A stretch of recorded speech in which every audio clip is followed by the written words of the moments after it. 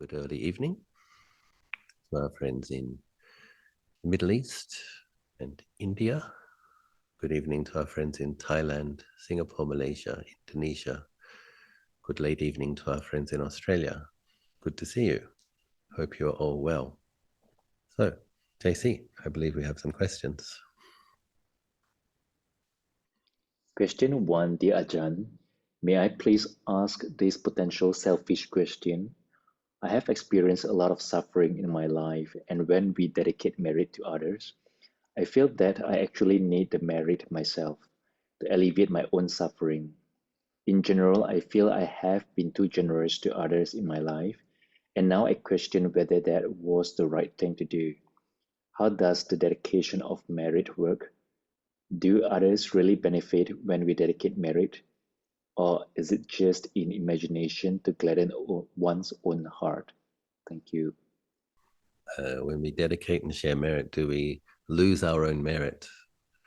When we give it away, are we going to be without something we need? So it's an interesting question. I do believe that dedicating merit works. However, it does depend to some degree on how much merit one has produced, one has accumulated, and how powerful a person's mind is when they dedicate the merit.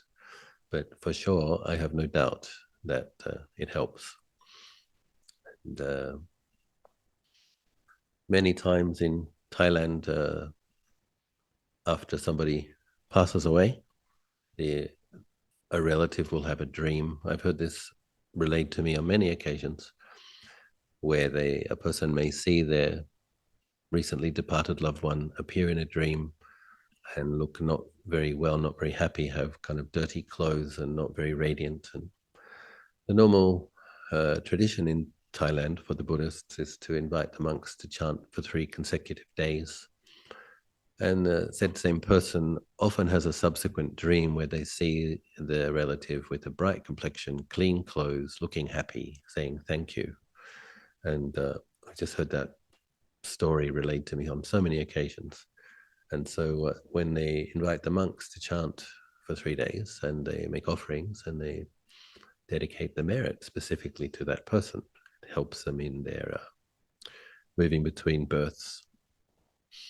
There was also the story of Lumpur Cha when he had malaria. Basically, he gave up on his life. He lay down on the path in the middle of the jungle, didn't have the strength to get to the village.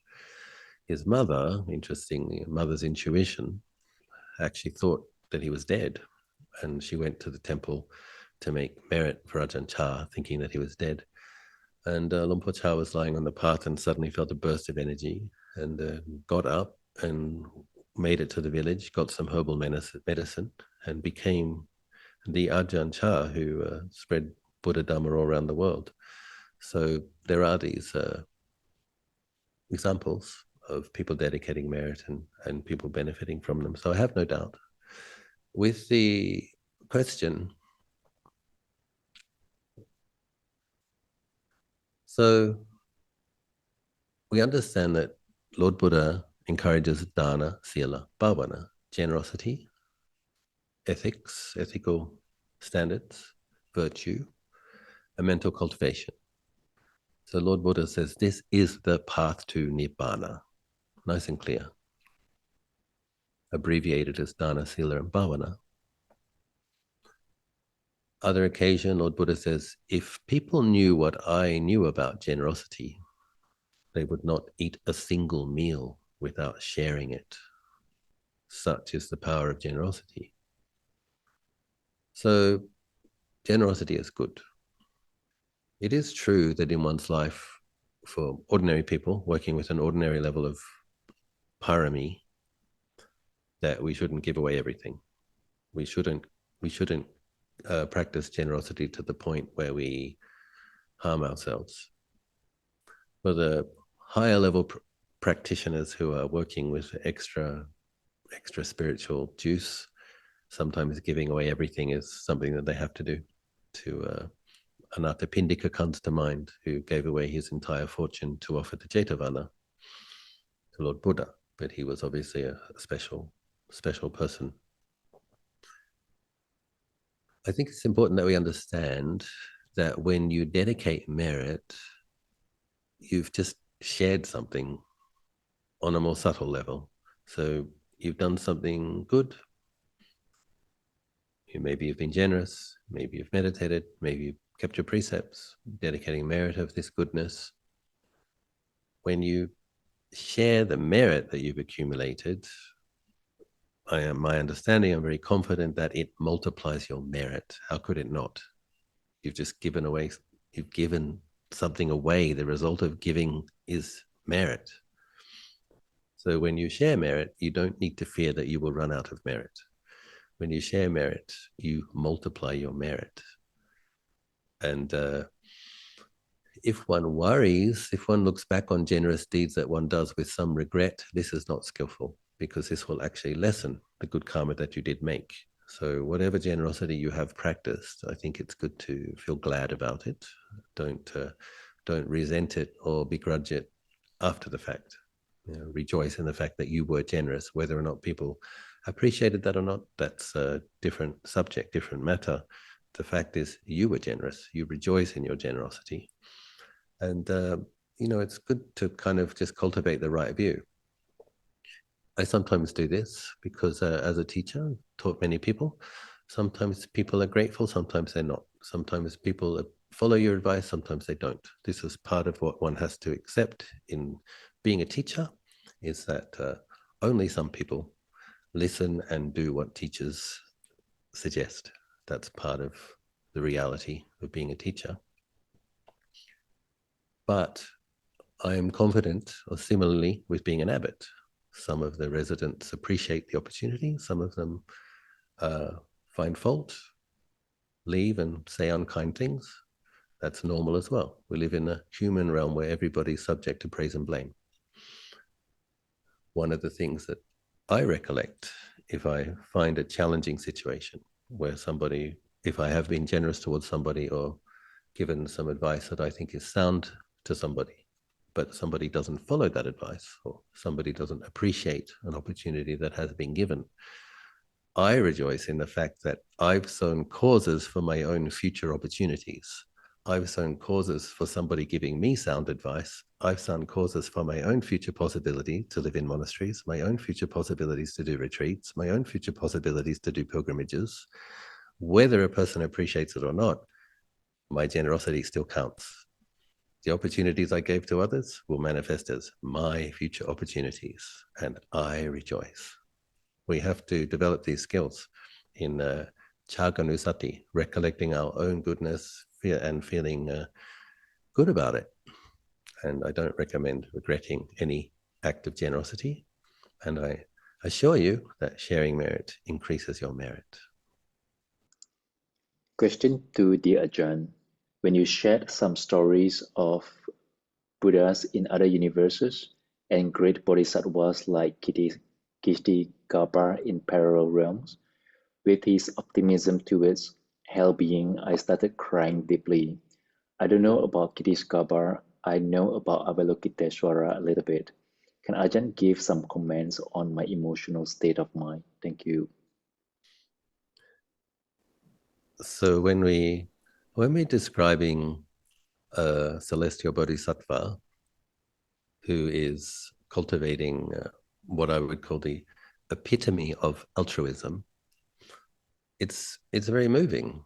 So for good-hearted people, even though we're good-hearted, we have limits to our altruism, we have limits to our capacity, we have limits to our patience. But we do love goodness and we recognize goodness. When we hear stories of people who have like really extraordinary compassion, really extraordinary selflessness, extraordinary patience, that feeling that you have where you might get emotional is actually a form of rapture. It's like you have mudita with the goodness. And so those tears are happy tears. You're crying with joy about the goodness of such a being and how wonderful it is that such a being could exist. So for myself, if I go to Bodh Gaya and I look at the Bodhi tree and I think of how long the Bodhisattva practiced, the 4 asankhya's, 100,000 eons, the 6 years of austerities, I can easily tear up and shed tears. And I remember one time I was doing the full-length prostrations right under the Bodhi tree with gratitude. And I was kind of looking at that Bodhi tree and I was thinking, oh, Lord Buddha, I'm so grateful. If you hadn't become a Buddha in this this degenerating part of the eon, if I had not met your teachings, I might be in hell right now, and I really felt it and I really meant it. And I was really, really grateful because it was true. It's true. As a young man with artistic sensibilities, temperament, I could have gone a bit over the top with some of my explorations. And that could have had some dire consequences. Fortunately, I did find Buddha Dhamma at the age of 21, and I did start doing retreats, and I did clean up my sila, and I'm still here. So I can get teary thinking about the goodness of Buddhas and Bodhisattvas and my gratitude towards them. It's wholesome. So the important thing is we don't let the mind kind of fall into a sad state. The rapture is arising, so it's kind of like Buddhanussati and Bodhisattvanussati is similar to that. It's a wholesome recollection. It's because we're recollecting an object that is wholesome that rapture arises. So tears streaming down your face is one of the forms of rapture. When we train in the factors of jhana, from the placing the mind on the object and then the rapture arising, we try to go deeper into tranquility. So kind of just thinking about the existence of Buddhas and Bodhisattvas and Arahants, how wonderful that is. Then we incline the mind just to a deep, deep feeling of gladness and contentment. And then that can incline the mind into quite peaceful states. But often we have to use the breath. So we're doing the reflective meditation, but we're still aware of the breath. And when the mind becomes happy and glad, then other hindrances fall away, other thoughts fall away, and we just gladly, contentedly give the attention to the breath, and the breath can lead the mind into quite a peaceful state. Question 3, dear Ajahn. Lately, I have been recognizing very intensely the dukkha characteristic. On such occasions, I see everything as impermanent and suffering, everything as dangerous in that sense.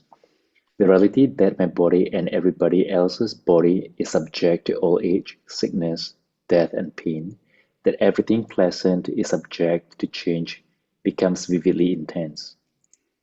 When this happens, my mind becomes overwhelmed, but this recognition of dukkha also inclines my mind to letting go because it recognizes that there is absolutely no security in conditioned things. Can you give me advice on how to correctly direct my mind when such experiences happen? This recognition of dukkha is gradually becoming more and more frequent and constant. Thank you. So I would say that this is actually the result of correct practice.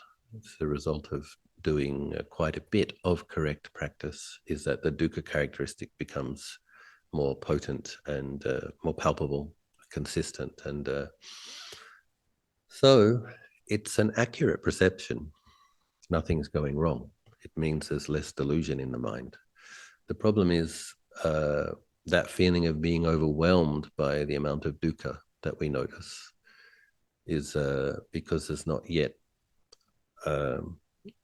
enough samadhi for the mind to rest in that. And so I had a similar experience as a young monk when I first met my teacher Ajahn.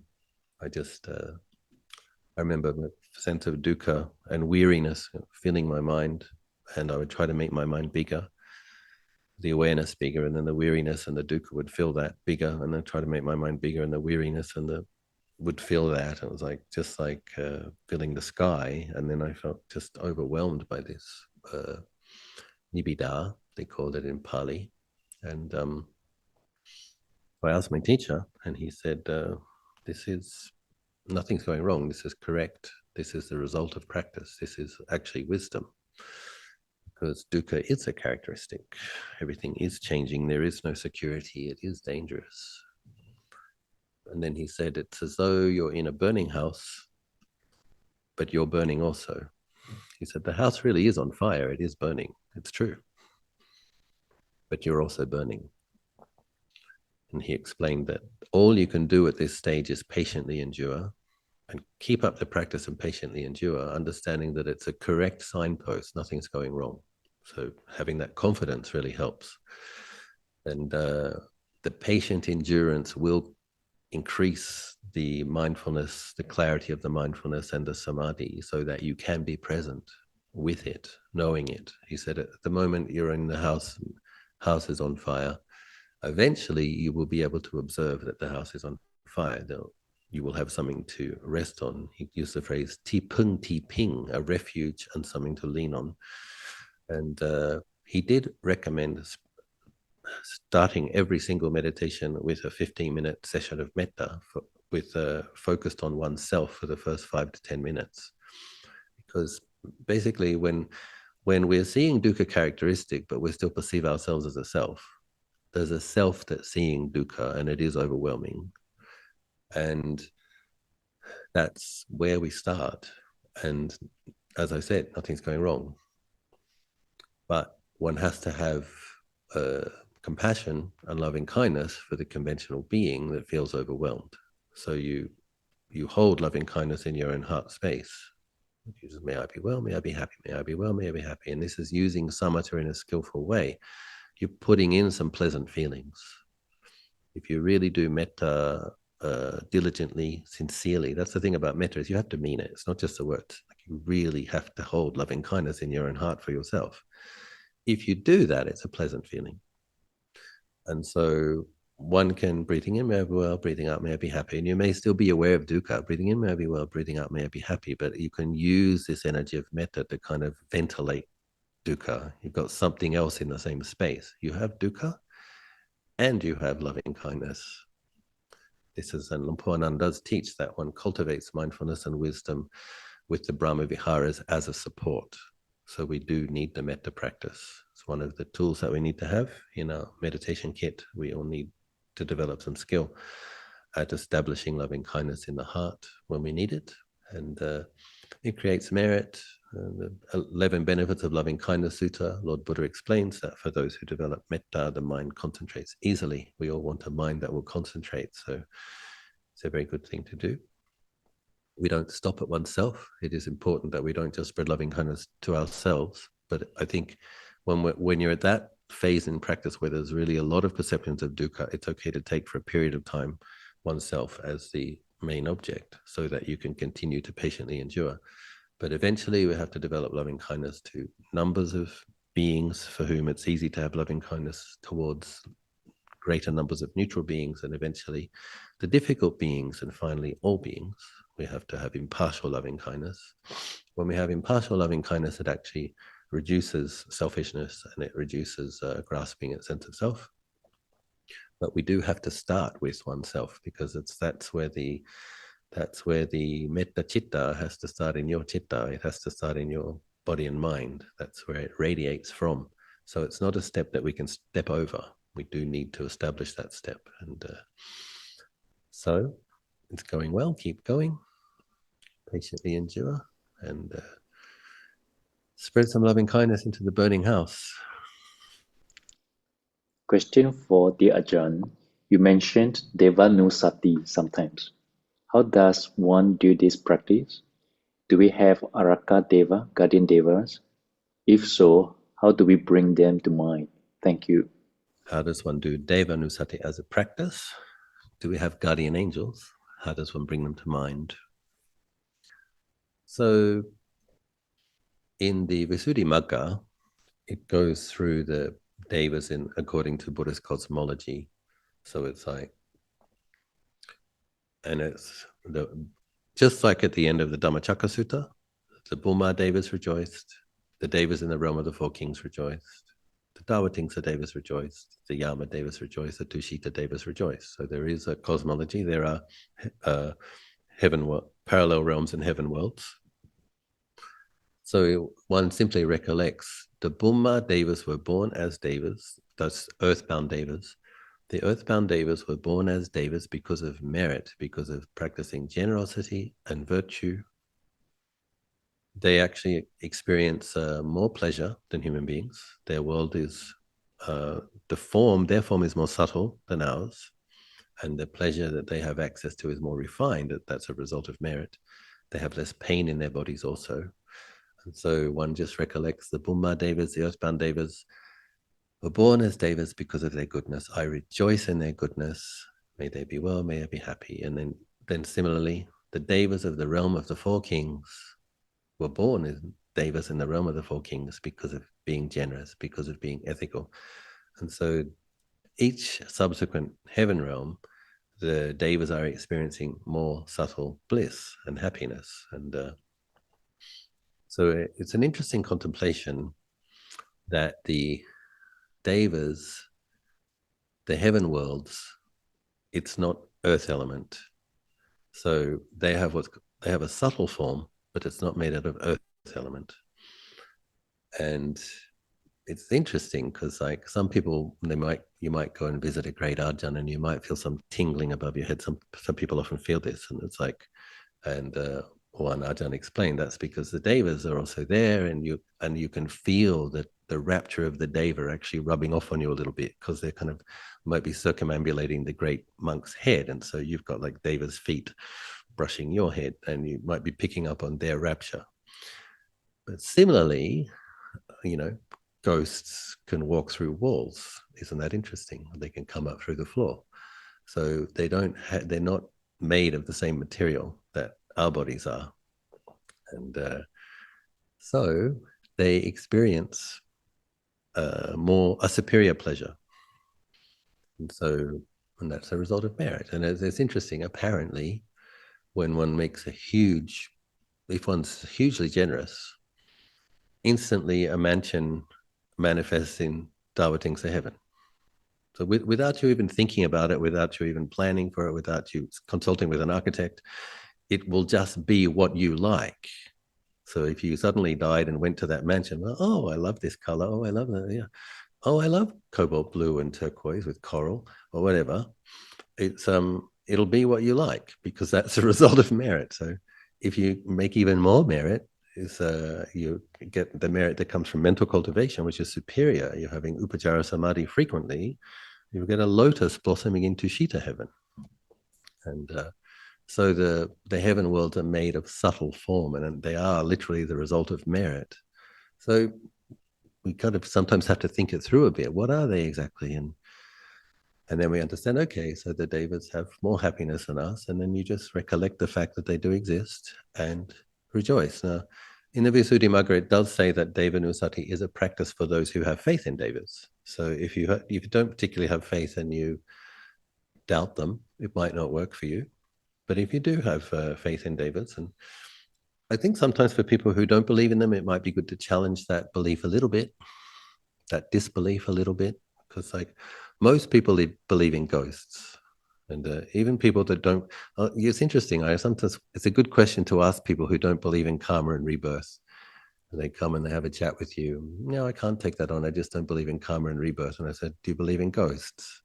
And they're like, yeah. Well, what's that? It's what came after somebody died, right?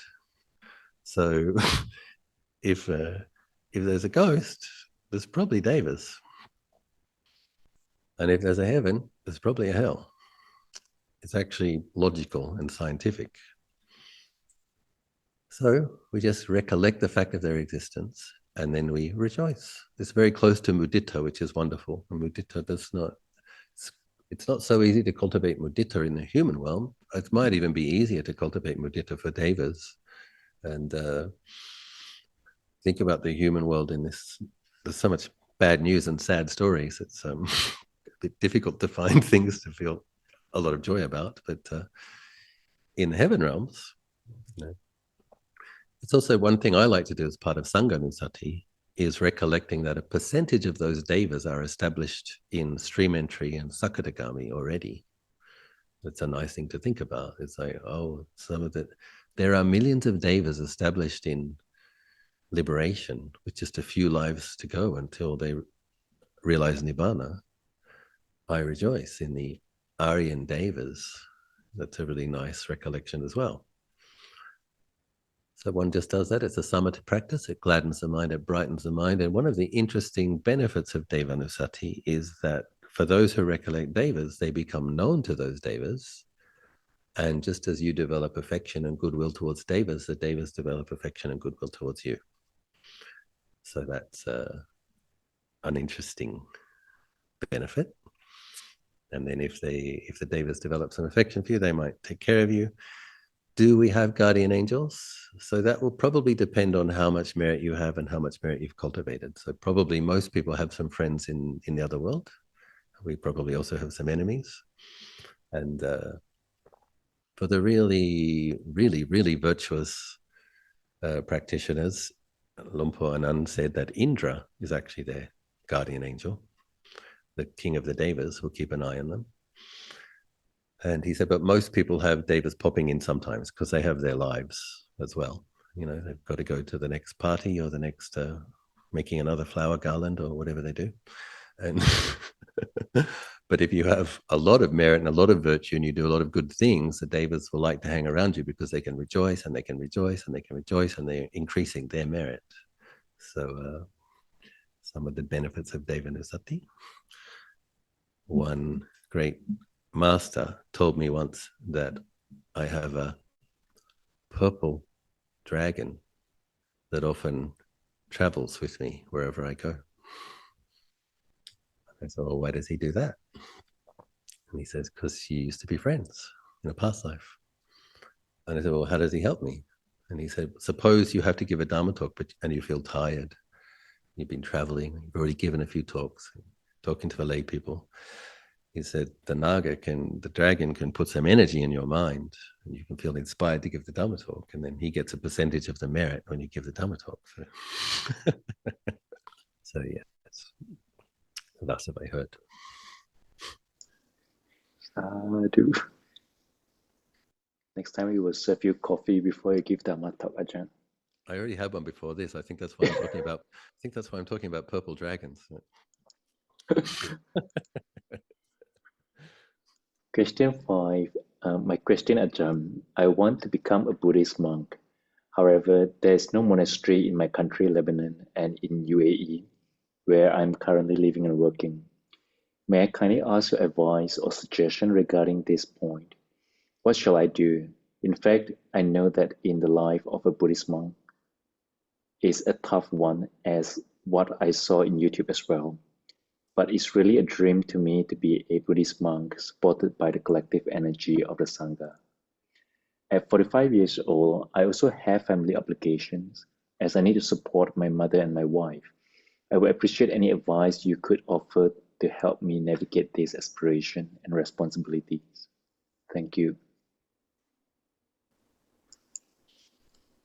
So 45, living in a non-Buddhist country with a dream to one day be a monk. So until recently, I would have suggested, possibly becoming a monk for a rainy season in Burma, in one of the meditation centers there. And but the situation in Myanmar is not very stable just now, so I couldn't recommend that. At 45, and with some obligations to take care of one's mother and one's wife, I think sometimes we have to be pragmatic and understand that it might not be an option this life. That doesn't mean one doesn't hold it in one's heart dearly with that aspiration. What I would recommend to this person is to make your life more like that of a monk, because wherever you are, because that is what is going to sow the conditions for you to be able to become one. So Lord Buddha recommends that's the 5 precepts as the standard, and then the 8 precepts 1 day a week. And normally we do the Uposatha day in Thailand, but for working people, that could be a Sunday, the holy day, traditional holy day, or whatever is the holy day in the country where you live. In some countries, I think it's Friday. So one can take 1 day a week where one you know, and you can get a shawl, you know, a monk color shawl, and you can wear it when you meditate. You can get a nice set of prayer beads, and I'm serious. This is like one wants to be laying the imprints of samanas, of monastics. The ochre robe is an archetypal image of these monks wearing robes. So it's you have your shawl that you use when you meditate on your 8 precept day. You have your prayer beads if you do mantras. You have your. So I would make it, you know, that one day a week that you offer flowers, you offer candles, you offer incense, you do morning chanting, you do evening chanting, and you sit morning, afternoon, and evening. You just kind of make one day a week where you're going to the temple, but you make your home the temple. Or if there is a monastery near you that you can go to, you can also do that. You can go to the temple on that day, and you're just kind of integrating a bit more of the monk's or nun's lifestyle into your life where you are as much as you can. And it may be that when you see the benefit of that, and if your obligations lessen, as you know, it might be possible to do it twice a week, and it might be possible in 5 or 10 years to do it for a week or a month. One keeps the 8 precepts, one chants and meditates every day. And these days, with all the Dhamma talks that are available and guided meditations, it's quite possible to do a mini retreat at home and just kind of cut back on the entertainment, cut back on the sensuality, don't have the evening meal, and just kind of take on some of those practices where you are. If we can be disciplined, people in the home life have a lot more resources than in any other age, actually, in terms of the quality of the Dhamma. And I know some people in nearby city who are doing 30 hours of meditation and chanting a week during the Pansa, a man and a woman, married couple. They're not going to become a monk and a nun, but they do 30 hours of practice a week. So it's possible. So one just increases. That's what lays the conditions to eventually have that as an option. So Ajahn Chah sometimes uses the phrase ordain the heart. You know, you have to ordain your heart. If you can't ordain your body yet, you ordain your heart. That means going for a refuge, taking those precepts, keeping those precepts, doing those practices. You are a committed Buddhist practitioner wherever you are. Sadhu, Ajahn. Okay, interesting question. Last question, but interesting question. So. Question 6. Our family, comprising 2 little children, has a practice of listening to Buddhist mantras before sleeping as a method of calming the mind. Recently, we traveled to Perth and stayed in a hotel. My children wore Buddhist amulets around their necks during this trip. As usual, we listened to some Buddhist mantras for a very short while before turning in. The next morning, my child woke to find her Buddhist amulet missing. She couldn't have dropped it when sleeping, as the necklace is short and needs to be wrinkled over her face and onto her neck. She unjustly got a scolding from all of us for losing the necklace. I said a short prayer to Avalokiteshvara Bodhisattva for the amulet to be recovered, as I didn't want it falling into unfriendly hands. Suddenly, when we were at the train station, we discovered the Buddhist amulet back on her neck again. This was physically impossible. All of us were shocked, and we chalked up the recovery to the Bodhisattva's grace for sparing our family further anxiety. Question: Do I need to seek permission from resident spirits, pretas, deva, etc., before playing Buddhist mantras? I'm mindful that some of them may not like Buddhism or Buddhist mantras very much. Thank you. So the little girl was wearing a necklace with a Buddhist amulet. She woke up in the morning and it wasn't around her neck. She was scolded. A few hours later, the necklace is back on her neck. What happened? So I'll tell a story. I have some students in Ubon Ratchathani, and one married couple, and this married couple are quite good at quarreling with each other, I would say. World-class quarrelers. And so this lady had an amulet by her beloved teacher around her neck. One day she woke up in the morning and the amulet was not in the amulet box, but the amulet box was still around her neck on the chain. So the amulet box was sealed. It was still around her neck, and the amulet wasn't inside the box. So she looked for it. She couldn't find it. So she went to her teacher. She wants another amulet.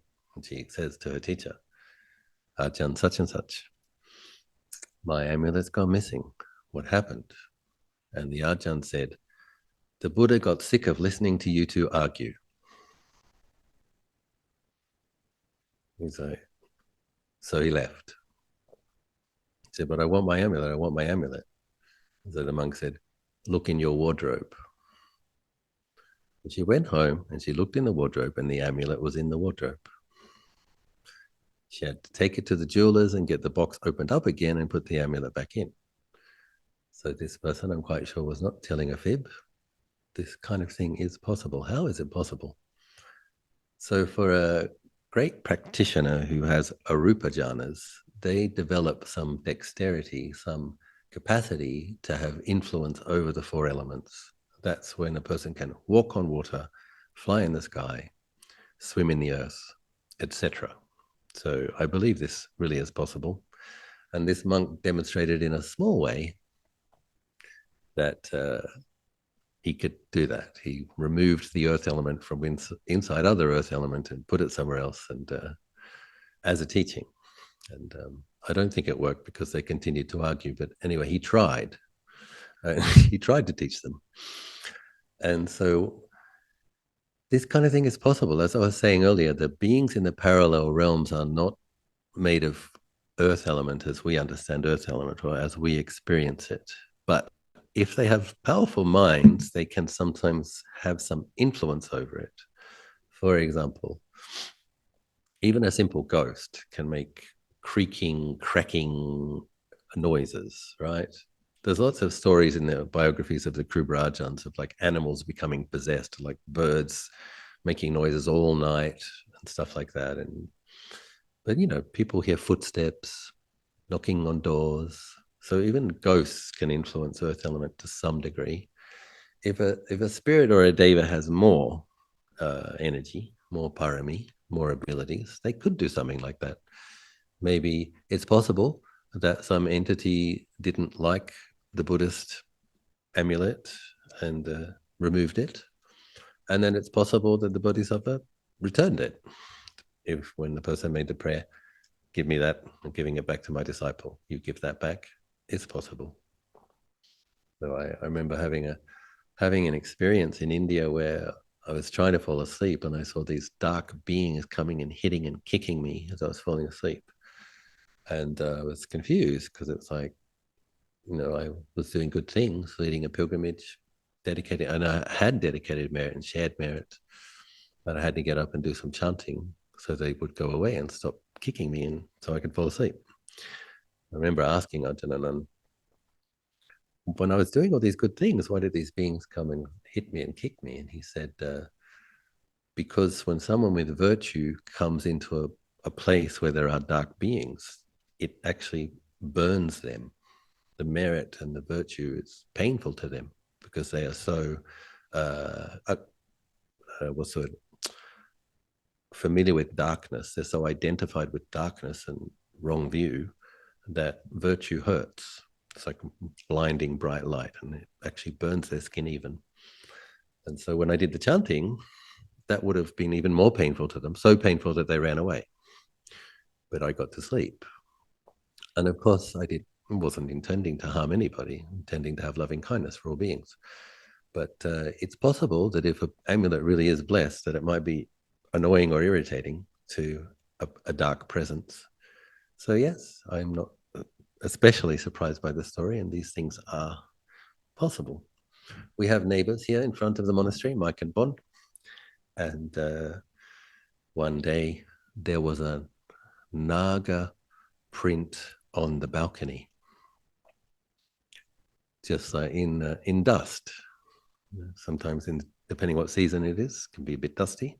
So there's this like sliding S kind of a pattern on the balcony that just could only have been made by a very big snake. So with ordinary eyes, you couldn't see the naga, but the naga let them know that he or she was around. And so these things occur. There are beings in parallel realms. And they do seem to be able to influence earth element to some degree. They do have consciousness, they do have fire element, they do have wind element, and they have subtle form. And if they're close enough to this world, they're able to affect it to some degree. So good ways, the good beings, and not so good ways, the not so good beings. A lot of Thai people who I know, when they travel overseas, they chant and they dedicate merit, and then they make statements like, if there are any beings in the area who could benefit from this merit, I share it with you on one condition, that you don't make yourself seen to me. Just stay away, receive the merit and stay out of my sight. Let me sleep. And then you can have all this merit. And it seems to be quite effective. And I know one lady who was a stewardess, and she went to the gym in Germany. Some people, one of the ways you work with jet lag is as soon as you get where you're going, if it's daytime, you go to the gym and try to sleep at nighttime. You wake yourself up with your natural endorphins. So she was in the gym, and the bicycle was moving by itself, and she heard a voice say, I can't remember what he said exactly. Do you want to exercise with me? She's like, no, I don't want to exercise with you. You run back to her room and did her chanting and dedicated merit and said, stay away, don't I don't want to see you, I don't want to see you. No. Some people are sensitive enough that they can hear when these beings speak as well. Thank you so much, Prajan. Welcome. Yeah. Okay, good to see you all. Hope to see you in another fortnight.